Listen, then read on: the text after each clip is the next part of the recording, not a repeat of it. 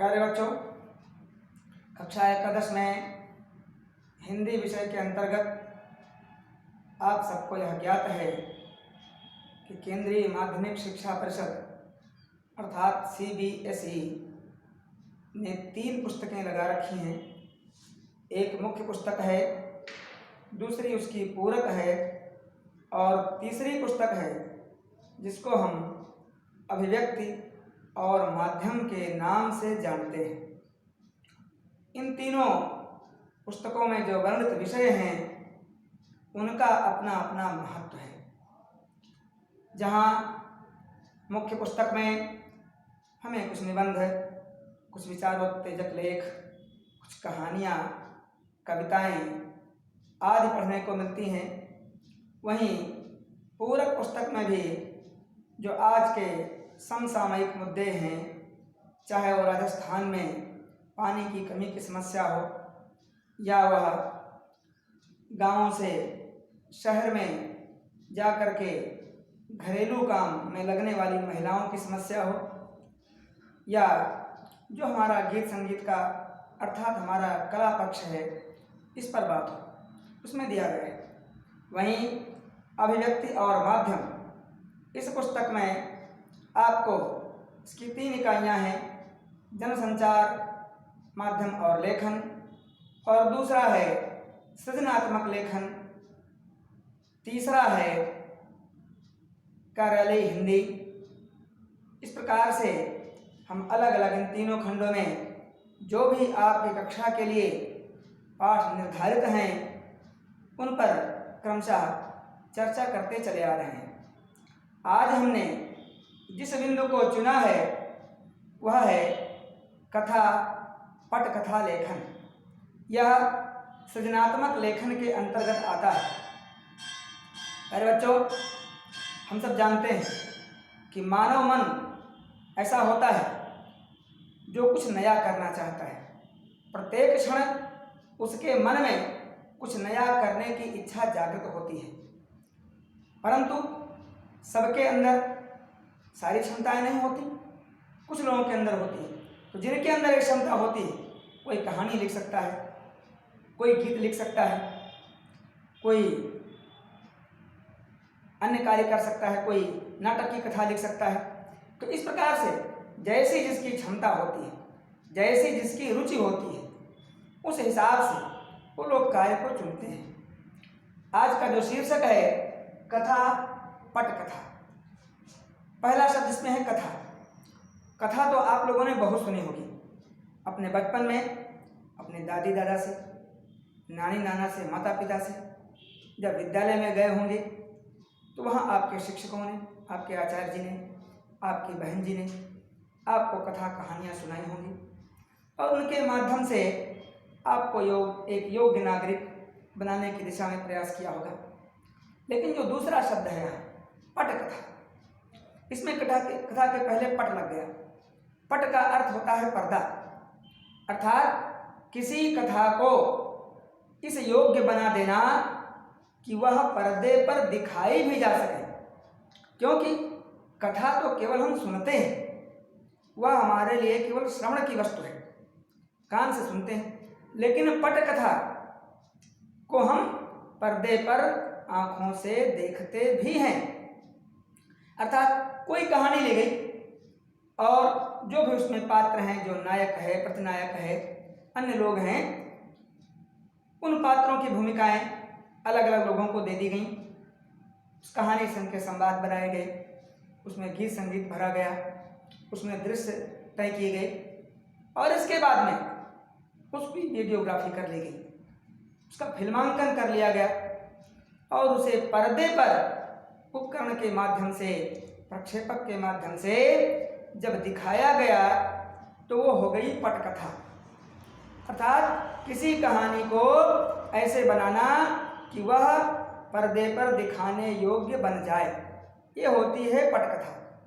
अब आगे बात आती है कि पटकथा के विषय कहाँ से आते हैं। हम सब जानते हैं कि हमारे जो पुराण हैं, जिनकी संख्या 18 है, वो कथाओं के भंडार है। असीमित अगणित कथाएं उनमें भरी पड़ी हुई हैं। तो उनमें से ही लोग कथाएं चुन लेते हैं और कथाओं को चुन करके उसमें से वे पात्र निकालते हैं, उनके संवाद लिखते हैं, गीत संगीत लिखे आते हैं, दृश्य तैयार किए आते हैं और उसके आधार पर उसका चित्रांकन करके, उसका फिल्मांकन करके और उसे पर्दे पर दिखाया जाता है। तो सबसे पहले पटकथा है क्या, हम इसके बारे में लिखेंगे।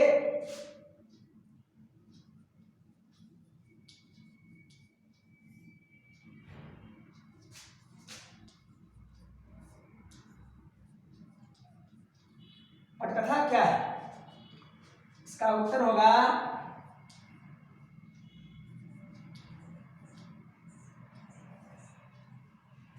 पटकथा किसी कथा अर्थात कहानी और उपन्यास, इसमें दोनों शामिल होते हैं। ठीक है, तो उसका वह रूप होता है किसी कथा का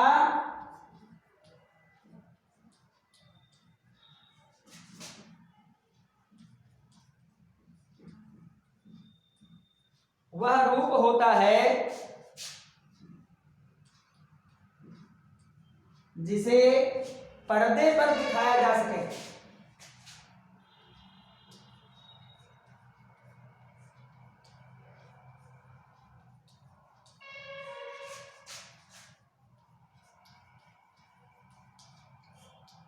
यह पटकथा होती है आपकी। अब पटकथाएं मिलती कहाँ से हैं? जैसा अभी मैंने चर्चा की कि हमारे पुराण जो कथाओं के भंडार हैं, कहानियों के भंडार हैं, तो वहीं से कोई कहानी चुन ली जाती है और उसमें जो वर्णित विषय होता है, उन कहानियों के जो पात्र होते हैं, अर्थात जिस व्यक्ति को, जिस स्थान को केंद्र में रख करके वह कहानियाँ मिलती हैं, उन्हीं को उनका नायक प्रतिनायक बना दिया जाता है, उन स्थानों का फिल्मांकन किया जाता है और इस प्रकार से उसको पर्दे पर दिखाते हैं। तो हम लिखेंगे दूसरी बात यहाँ पर,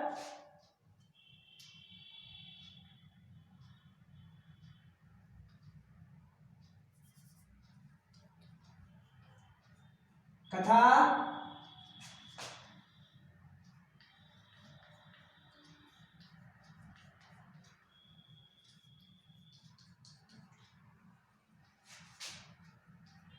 कहाँ से मिलती है। जब कथा मिलेगी पहले तभी उसकी पटकथा बनेगी, बिना कथा के कोई पटकथा नहीं बन सकती।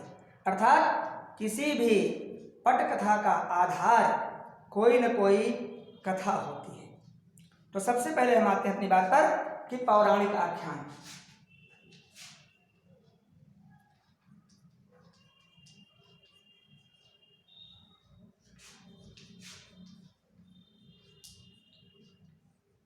आख्यान का भी अर्थ यहाँ कथा से ही, यानी पौराणिक कथाएं, वह प्रसंग जो पुराणों में दिए गए हैं, वहाँ से हम किसी प्रसंग को चुनते हैं या जो लेखक होते हैं पटकथा के वह चुनते हैं और उसके आधार पर अपनी पटकथा तैयार करते हैं। अर्थात उस पौराणिक कथा को, उस कहानी को जो केवल अब तक सुनी जाती थी, जिसे लोग केवल कानों से सुनते थे, उसे वे इस योग्य बनाते हैं कि वह पर्दे पर दिखाई जा सके।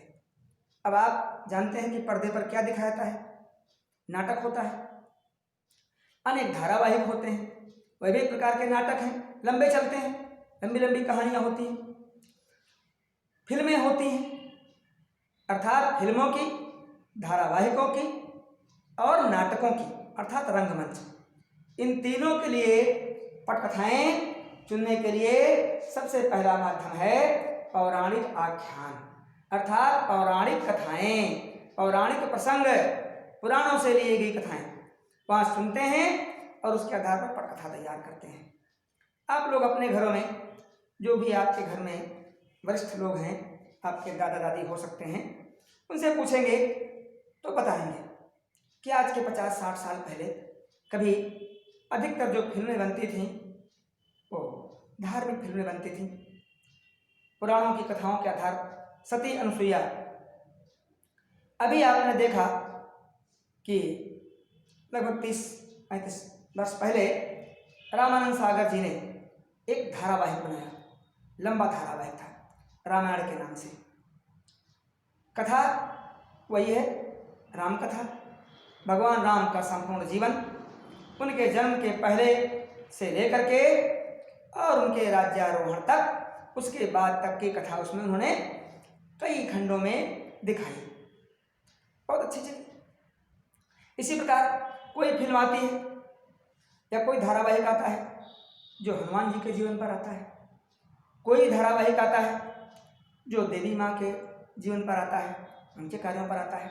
तो ये सभी कथाएं अर्थात ये सभी फिल्में, ये सभी नाटक, ये सभी धारावाहिक किस पर आधारित होते हैं? ये सभी पौराणिक आख्यानों पर आधारित होते हैं, पौराणिक कथानकों पर आधारित होते हैं और वहीं से कहानी को चुना जाता है और उसके बाद में उसका फिल्मांकन करके और दर्शकों के सामने, श्रोताओं के सामने उसको लाया जाता है, रखा जाता है। दूसरी बात अब आती है, और क्या हो सकता है? हमारा इतिहास।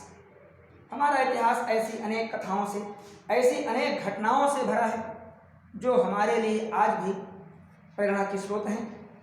आखिर अपने इतिहास से क्या सीखते हैं? एक बहुत बड़ा विषय है कि इतिहास से हमको क्या सीखना है।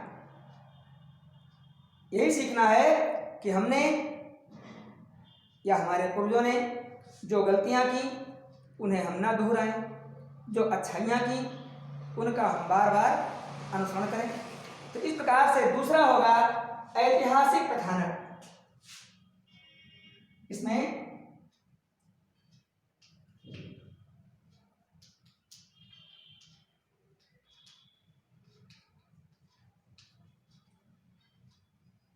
ऐतिहासिक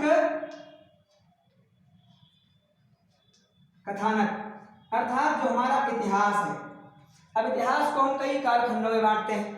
एक तो प्राचीन इतिहास है, ईसा पूर्व से लेकर के अर्थात महात्मा बुद्ध के समय से लेकर के, महावीर स्वामी के समय से लेकर के, पौरस के समय से लेकर के, चंद्रगुप्त मौर्य का समय, विक्रमादित्य का समय, ये हमारे प्राचीन इतिहास का कालखंड है।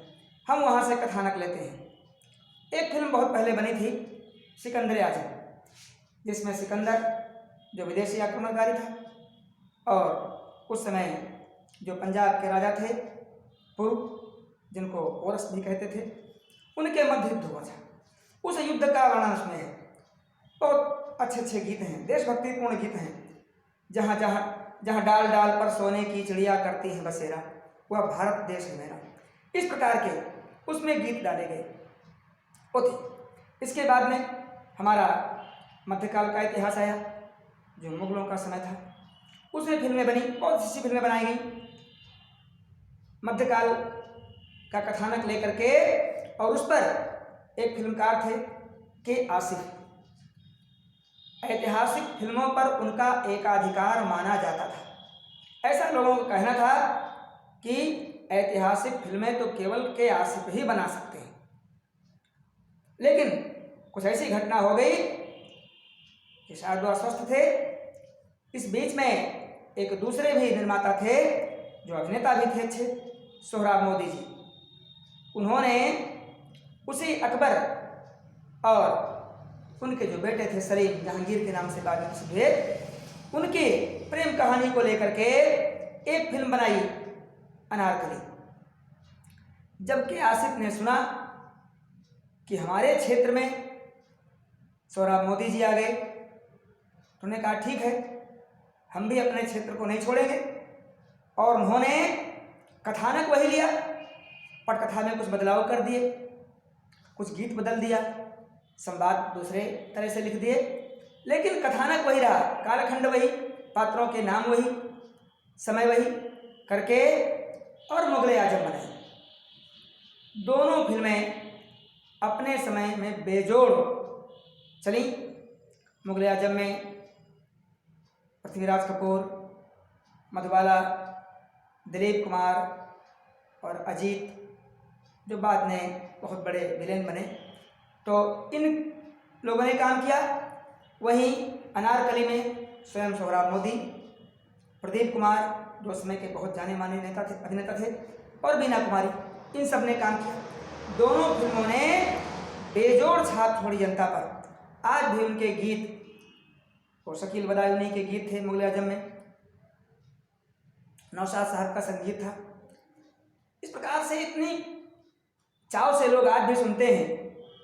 कितना भी पुराना समय हो जाए, पुराने हैं तो क्या हुआ, लेकिन बिल्कुल उनमें नयापन लगता है। अब आगे बात आती है जो हमारा बाद का इतिहास है, यानी स्वाधीनता समर से लेकर जब फिर एक बार देश में अंग्रेजी आई, उस समय भी बहुत सी फिल्में बनी। नए नए जो पटकथा लेखक थे, सृजनात्मक लेखक थे, उन्होंने स्वाधीनता संग्राम के ऊपर कथानक लिखे, कहानियाँ लिखी, उनकी पटकथाएं लिखी, और उसके बाद में चाहे वो आनंदमठ हो, चाहे वो भगत सिंह के जीवन पर हो, चाफेकर बंधुओं के जीवन पर हो, इस प्रकार से अलग अलग भाषाओं में बहुत सी फिल्में बनाई गई, पटकथाएं लिखी गई। तो पटकथा के हमने देखा 3 आधार हो गए, पहला पौराणिक, दूसरा ऐतिहासिक, हाँ, और तीसरा जो बाद का इतिहास रहा। अब एक क्षेत्र बचता है इसमें, काल्पनिक, यानी जो हमारे सामने, हमारे समाज के सामने नित्य नए नए मुद्दे आते हैं, नई नई समस्याएं आती हैं, जिनसे हम सब दिन रात जूझते रहते हैं। इनको विषय वस्तु बना करके, और जो आधुनिक कथा लेखक हैं, पटकथा लेखक हैं, वह इन पर फिल्में बनाते हैं और उनके आधार पर उनका फिल्मांकन करके और जनता के सामने लाते हैं, जनता को आगाह करते हैं कि जिन कारणों से आया उनको हमें दूर करना और बाकी हमको चुनना। अब एक बात आती है अगला कि भारतीय साहित्य, हम जानते हैं हमारा भारत बहुत विशाल है, यहाँ अनेक प्रांत हैं, हर प्रांत की अपनी अपनी भाषा है, और प्रत्येक भाषा में अलग अलग साहित्य रचना की गई। मूर्धन्य साहित्यकार हुए हिंदी, बंगाली, पंजाबी, मराठी, और दक्षिण भारत का जो साहित्य है, तमिल, कन्नड़, तेलुगु, मलयालम, इस प्रकार से। तो इस भारतीय साहित्य की भी बड़ी भूमिका है। इसमें भी जो कहानियाँ लिखी गई, जो उपन्यास लिखे गए, उन पर भी ऐसी अनेक पटकथाएं लिखी गईं और फिल्में बनाई गईं, धारावाहिक बनाए गए, जिन्होंने इन कृतियों को अमर कर दिया, जनता के मन पर, दर्शकों के, श्रोताओं के मन पर एक अमिट छाप छोड़ दी। अब आते हैं अपनी बात पर। यहाँ अगला लिखेंगे क्या, पहले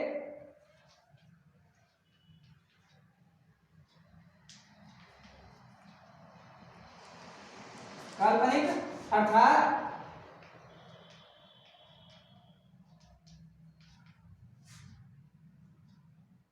समसामयिक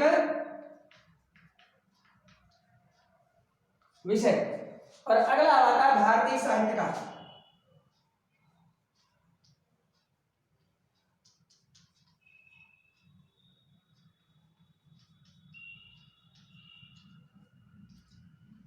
अब इसमें हम एक एक की चर्चा करें।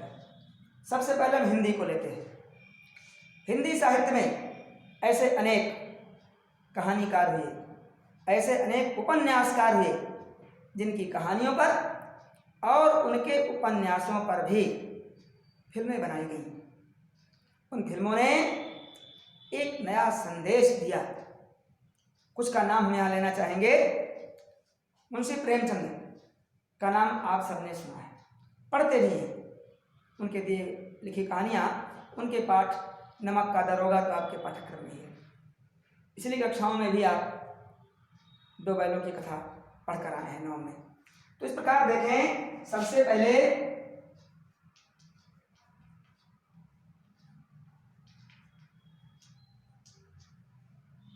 मुंशी प्रेमचंद को लेते हैं। इनका एक उपन्यास है, कई उपन्यास में लिखे। इन्हें कलम का सिपाही कहा जाता है, जनता का लेखक बताया जाता है। उस समय की परिस्थितियों में जब आजकल के समान अच्छी श्रेणी का कागज नहीं उपलब्ध था, आजकल की तरह डॉट पेन और जेल पेन नहीं थी, लोग दावात में कलम डुबो डुबो कर लिखते थे। पन्ने बहुत खुरदरे होते थे। एक अक्षर लिखने में 2 बार कलम डुबोनी पड़ती थी, तुरंत वहीं सूख जाता था पन्ना। कितनी जिजीविषा थी, क्या इच्छा शक्ति थी इनके अंदर। उस समय भी एक बड़ी संख्या में इन्होंने उपन्यास और कहानियां लिखी। इसके अलावा जो अपना जीवन था वो तो जीते ही थे, सरकारी नौकरी भी करते थे। ये सब करते हुए भी कितना कुछ दे गए। ये केवल इच्छा शक्ति का परिणाम था। संसाधन न होते हुए भी इतना कुछ उन्होंने हमारे और आपके लिए दे दिया। तो गोदान की बात आती है।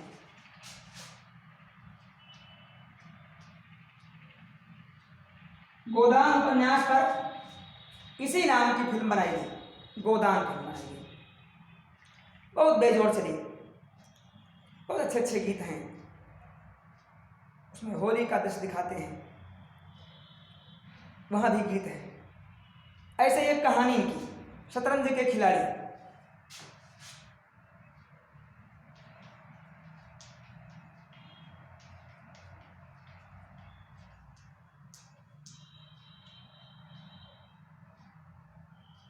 शतरंज के खिलाड़ी एक कहानी। इसमें अवध के नवाबों पर आधारित एक कहानी है जिसका फिल्मांकन किया गया और इसी नाम से एक फिल्म बनाई गई। बहुत अच्छी फिल्म है, दिखाते हैं। इसी प्रकार से अन्य साहित्यकारों में वृंदावन लाल वर्मा,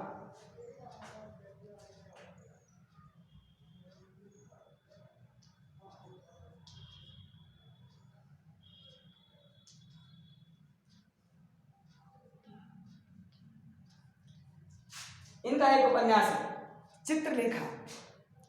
उस उपन्यास के कथानक पर पटकथा तैयार की गई और चित्रलेखा नाम से ही एक फिल्म बनाई गई।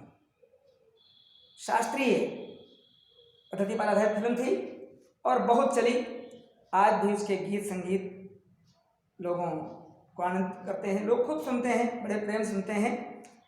उस समय के संगीतकार होते थे, कम से कम वाद्यों का उपयोग होता था और वाद्य भी जो होते थे उनकी जो धुन थी, उनका जो स्वर था वो बड़ा मधुर हुआ करता था। इस प्रकार से वृंदावन लाल वर्मा की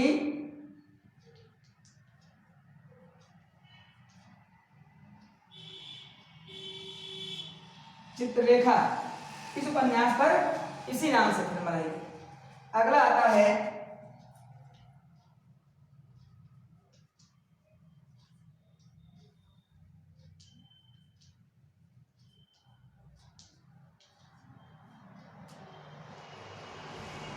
मणीश्वर नाथ रेणु जी का। इन्हें आंचलिक उपन्यासकार अथवा आंचलिक कहानीकार के नाम से भी जाना जाता है। आंचलिक कहानियां वे होती हैं जो किसी एक निश्चित क्षेत्र की समस्याओं को उजागर करती हैं। इनकी एक कहानी थी तीसरी कसम उर्फ मारे गए गुलफाम।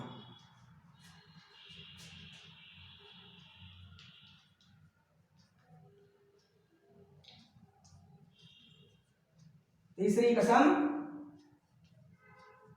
उर्फ मारे गए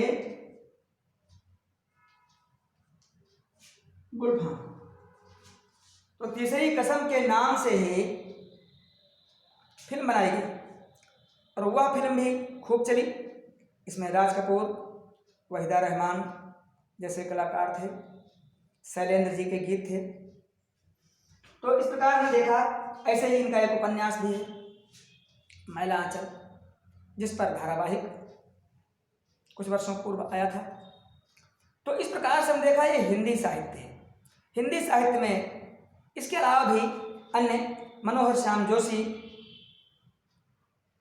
धर्मवीर भारती आदि के नाम भी आते हैं कि जिनकी कहानियों पर, जिनके उपन्यासों पर पटकथाएं लिखी गई और उनका फिल्मांकन करके उन पर फिल्में बनाई गई, उन पर धारावाहिक बनाए गए। अब अगली बात आती है अन्य भाषाओं के साहित्य, बंगला साहित्य। बंगला साहित्य का हमारे देश को जगाने में बहुत बड़ा योगदान है। गुरुदेव रविंद्रनाथ टैगोर, उनकी लिखी एक कहानी थी काबुली वाला, उसकी पटकथा तैयार करके और उस पर फिल्म बनाई गई काबुली वाला के ही नाम से, जिसमें बलराज साहनी जैसे कलाकार थे, अपने ज़माने के बहुत ही मानंद कलाकार, बहुत पढ़े लिखे। आप कल्पना कर सकते हैं आज जो जीवित होते तो 100 वर्ष से अधिक उनकी अवस्था थी, 110 वर्ष के हो जाते। उस समय भी वो अंग्रेजी विषय में एमए करके आए थे, बड़े गोरे चिट्टे। लेकिन अभिनय एक ऐसा रंग होता है, जब वो हृदय में आ जाता है तो फिर जब तक वो निकलने नहीं पाता, चैन नहीं कर रहता, फिल्मों में चले गए।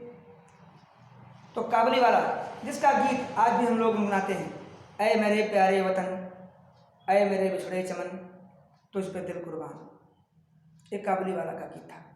इसी प्रकार से और भी बंकिम चंद्र चटर्जी, आनंद मठ, इस पर फिल्म बनाई गई। शरद चंद्र के कई उपन्यासों पर धारावाहिक बनाए गए। मराठी साहित्य में आप लीजिए, संत ज्ञानेश्वर बनाई गई। इसी प्रकार से पंजाबी का भी है, गुजराती का भी है। अर्थात भारत में जितनी भाषाओं में साहित्य रचना होती है, कहानियाँ लिखी जाती हैं, उपन्यास लिखे जाते हैं, उनमें लगभग सभी भाषाओं में अधिकतर कहानियों पर, उपन्यासों पर पटकथाएँ तैयार की गई हैं और उन पर फिल्में बनाई गई हैं। अब बात आती है कि पटकथा के आवश्यक अंग कौन कौन से होते हैं। भाई पटकथा लिखी जाएगी तो उसमें हम क्या क्या शामिल करेंगे, किन किन बिंदुओं पर उसमें ध्यान दिया जाएगा।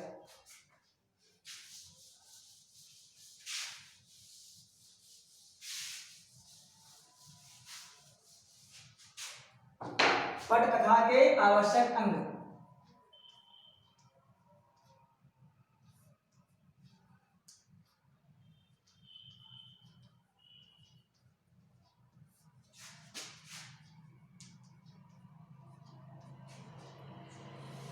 निश्चय ही आप सब फिल्में देखते होंगे, धारावाहिक देखते होंगे, तो उनमें रहता क्या है।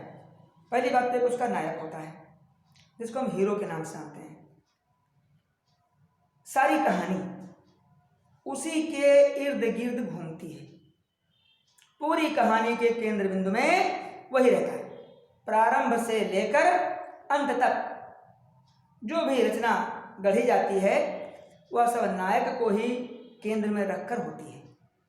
दूसरी बात, उसका प्रतिनायक होता है, अर्थात जिसे हम खलनायक कहते हैं, विलेन कहते हैं। जिस समय उसका पदार्पण होता है कहानी में, जिस हिस्से से वो आना शुरू करता है, तो उसका कार्य होता है कि नायक को रोकना, नायक जिधर भी जा रहा है उसके आगे खड़े हो जाना और उसको काम न करने देना। फिर फलस्वरूप क्या होता है, तो हम यहाँ पर लिखेंगे नायक, खलनायक। जब नायक हुआ और खलनायक आया तब क्या शुरू हुआ, द्वंद्व शुरू हुआ, टकराहट शुरू हुई। फिर इसके बाद में घटना स्थल होते हैं, द्वंद्व, और उसके बाद में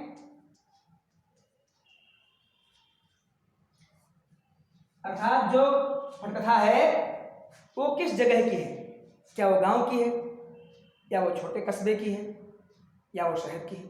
गांव की होगी तो गांव का चित्रण किया जाएगा, वहाँ दिखाएंगे कि कोई नीम का या बरगद का पेड़ है, चबूतरा है, 2-4 चारपाइयाँ पड़ी हुई हैं, पशु बंधे हुए हैं, बच्चे खेल रहे हैं, ग्रामीण वेश में लोग वहाँ पर बैठे हैं, कोई विचार विमर्श कर रहे हैं। जो घर होंगे उसी प्रकार से होंगे, खपरेल होंगे, घास फूस के होंगे। छोटे कस्बों का है तो जो जनजीवन छोटे कस्बों का होता है उस आधार पर वो बनाएंगे, और बड़े शहरों का है, महानगरों का, तो वहाँ के हिसाब दिखाएंगे। सजा हुआ कमरा होगा जिसमें टीवी लगा होगा, कंप्यूटर रखा होगा, साज सज्जा की और वस्तुएं रखी होंगी, सोफा पड़ा होगा। तो इस प्रकार से घटना स्थल भी दिखाते हैं। तो जैसी कहानी उसी हिसाब से घटना स्थल तय करते हैं। कहानी और घटना स्थल, इनका तालमेल होना ही चाहिए, अन्यथा जो दर्शक होता है वो सबसे बड़ा न्यायाधीश होता है, निर्णायक होता है। वो तुरंत जो है प्रतिक्रिया करता है कि कहानी में कुछ और है और दिखा कुछ और है। तो इससे बचने के लिए पटकथा लेखक, उसके निर्देशक जो भी होते हैं, इसी प्रकार का ताना बाना बुनते हैं वहाँ पर। अब आगे क्रमिक विकास, कहानी कैसे बढ़ेगी, किस दिशा में कहानी आगे जाएगी और कैसे उसका अंत करेंगे, ये सब उसमें शामिल होता है। अब इसके बाद हम आते हैं कि नाटक और फिल्म, जैसे कि प्रारंभ में बात आई कि पटकथा नाटकों की भी होती है और फिल्मों की होती है, धारावाहिकों की होती है। तो अब देखना हमको ये कि नाटक और फिल्मों की पटकथा में अंतर क्या होते हैं।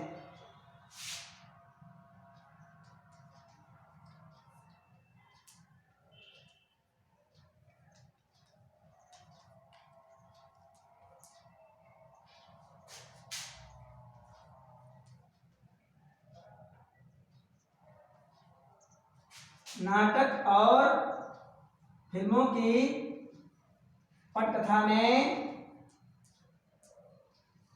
अंतर, अब इसको हम दो पक्षों में बांटेंगे शामपट को और इस तरह से दिखाएंगे।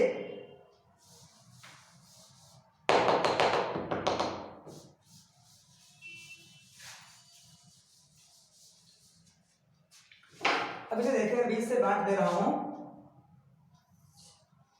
और इधर नाटक और इधर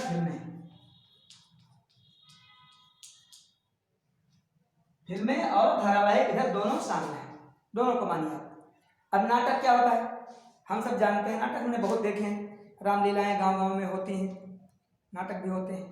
तो नाटक जो है यह एक सजीव कला माध्यम है, अर्थात नाटक का जो पात्र है वह शरीर से हमारे सामने होता है, उसी समय वो संवाद बोलता है, हम अपने कानों में सुनते हैं, उसका आनंद लेते हैं और अपने घर चले जाते हैं। तो नाटक क्या है,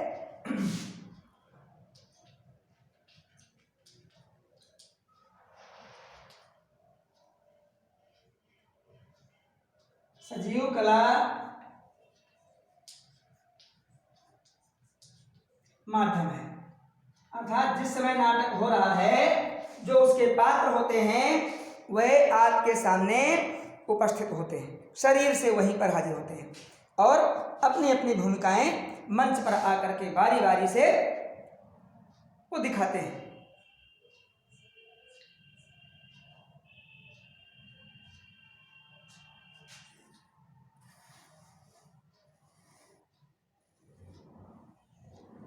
ठीक है। तो और फिल्में क्या होती हैं, फिल्मों में पहले से छवियां रिकॉर्ड कर ली जाती हैं और उसके बाद में उसको पर्दे पर दिखाता है। तो फिल्मों में क्या है, पहले से रिकॉर्डेड छवियां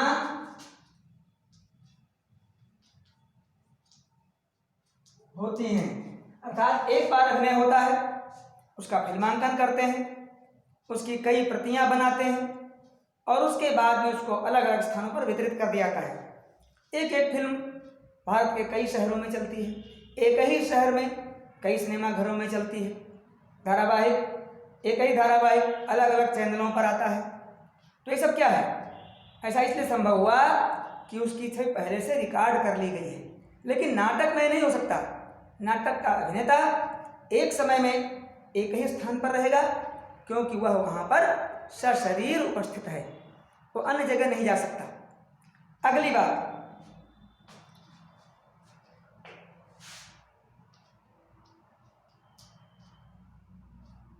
नाटक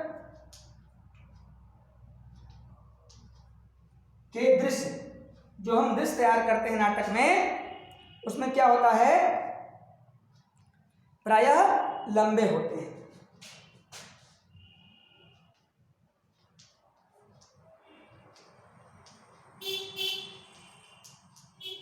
और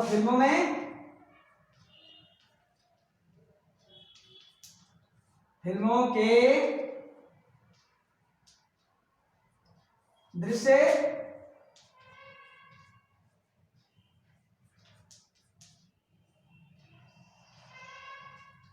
छोटे होते हैं। ठीक, दो बातें आ गई। और तीसरी है कि नाटकों में घटना स्थल सीमित होते हैं।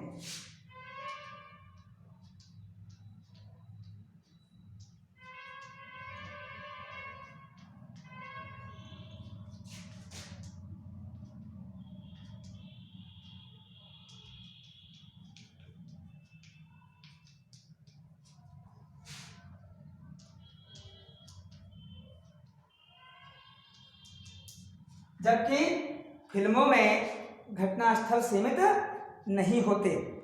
ठीक है ना। इसमें आप देखते होंगे एक ही फिल्म में अपने देश के भी स्थान होते हैं और उसमें विदेशों के भी स्थान होते हैं। कभी आप देखते हैं कि हमारे देश के किसी राज्य में या किसी पहाड़ की घाटी में दृश्य दिखा रहे हैं, वहाँ का नायक नायिका वहाँ नृत्य कर रहे हैं, और अगले क्षण आप देखते हैं कि वो सिंगापुर में है या स्विट्जरलैंड में है। तो इनके जो दृश्य हैं वो सीमित, घटनास्थल सीमित नहीं होते।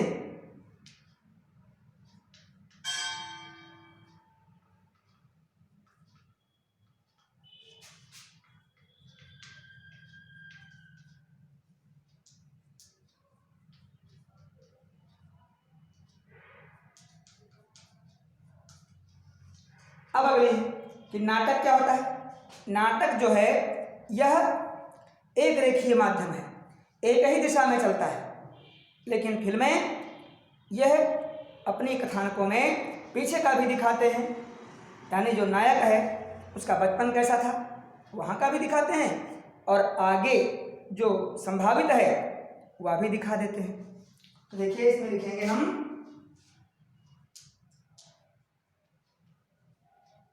नाटक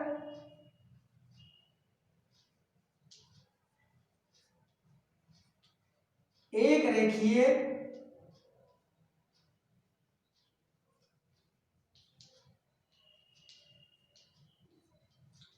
माध्यम है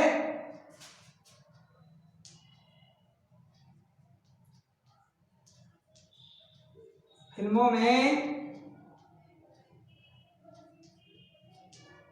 पहले तथा बाद की संभावित